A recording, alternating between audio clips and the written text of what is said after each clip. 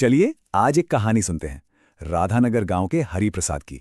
नाम तो उनका था कंजूसी के लिए मशहूर, पर क्या वो सच में बस एक कंजूस थे या फिर कहानी में कुछ और भी है? आइए पता लगाते हैं। तो ये थे हरिप्रसाद। जरा सुनिए वो अपनी पत्नी से क्या कहते थे।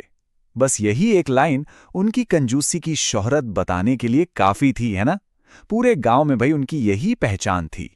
तो सबसे पहले आइए देखते हैं कि आखिर हरिप्रसाद को गांव का सबसे बड़ा कंजूस माना ही क्यों जाता था।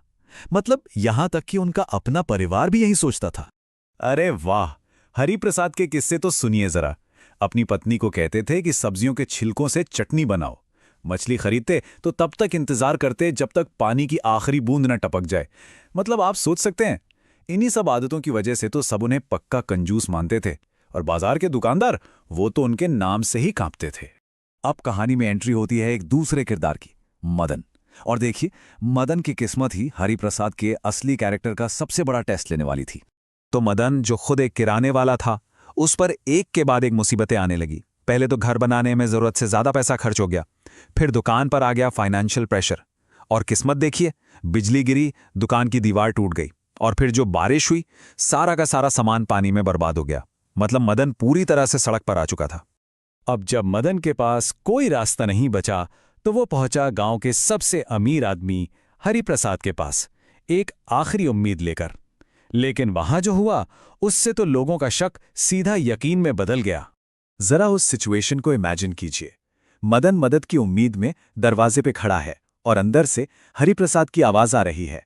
वो अपनी पत्नी पर चिल्ला रहे हैं, सिर्फ इसलिए क्योंकि एक दिया थोड़ा ज्यादा रोशन जल रहा था और तेल ज्यादा खर्च हो रहा था। बस इस एक घटना ने हरिप्रसाद की कंजूस वाली इमेज पर पक्की मुहर लगा दी। और फिर जब मदन ने हिम्मत जुटाकर मदद मांगी भी, तो हरिप्रसाद का जवाब क्या था? साफ इनकार। मैं कोई मदद नहीं कर सकता, अपना इंतजाम खुद करो। बस ऐसा लगा जैसे सारी बातें, सारी कहानियां सच थीं। तो सवाल यही उठता है, क्या सब लोग सही थे? क्या हरिप्रसाद वाकई बस एक मतलबी कंजूस इंसान है, या इस कहानी में अभी एक बहुत बड़ा ट्विस्ट बाकी है? और ट्विस्ट आया ठीक उस वक्त जब मदन की सारी उम्मीदें टूट चुकी थीं। कहानी ने एक ऐसा यू टर्न लिया जिसने हरिप्रसाद के बारे में सबकी सोच को हमेशा के लिए बदल दिया। अगली सुबह मदन की आंख खुली, पर किसी और की वजह से नहीं, बल्कि खुद हरिप्रसाद की आवाज से। और हरिप्रसाद वहां खाली हाथ नहीं आए थे। वो कोई कर्ज देने नहीं आए थे, बल्कि पूरी दो बैलगाड़ियां भरकर उसकी दुकान के लिए नया सामान लेकर आए थे। तो अब आता है इस कहानी का सबसे जरूरी हिस्सा, हरिप्रसाद के कामों के पीछे का असली लॉजिक क्या था। ये समझना बहुत जरूरी है कि लोग जो देख रहे थे और जो असलियत थी, उसमें जमीन आसमान का फर्क था। देखिए, हरिप्रसाद के हर उस काम के पीछे एक मजबूत उसूल था, जिसे लोग कंजूसी समझ बैठे थे। जब उसने बच्चों से आम लिए तो वो उन्हें चोरी की बुरी आदत से बचा रहा था। जब वो बाजार में इतना मोलभाव करता था, तो वो असल में उन बेईमान दुकानदारों की पोल खोल रहा था जो ग्राहकों को ठगते थे। और वो दिए वाला किस्सा, वो तो बस अपने परिवार को फिजूल खर्ची से बचने का एक सीधा साधा सबक सिखा रहा था। और यही सबसे बड़ी बात है, जैसा कि हरिप्रसाद ने खुद कहा था, कंजूसी और बचत ये दो अलग अलग चीजें हैं। जरूरत से ज्यादा खर्च करना कभी सही नहीं हो सकता। उसके लिए बचत का मतलब था फिजूल खर्ची से बचना, न कि जरूरत के समय किसी की मदद करने से पीछे हटना। तो चलिए अब इस पूरी कहानी का जो सार है, जो इसका एसेंस है, उसे समझते हैं और देखते हैं कि इससे हम क्या सीख सकते हैं।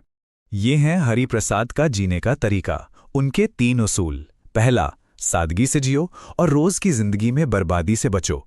दूसरा, अपने सिद्धांतों पर टिके रहो और दूसरों को भी सही गलत का एहसास कराओ।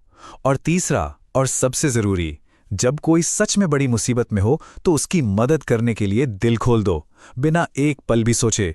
क्योंकि असली पहचान पैसा बचाने में नहीं, बल्कि सही समय पर किसी के काम आने में है। और आखिर में ये सवाल हम सबके लिए है, क्या हम भी अपनी जिंदगी में कभी कभी बचत करने वाले को कंजूस समझ लेते हैं?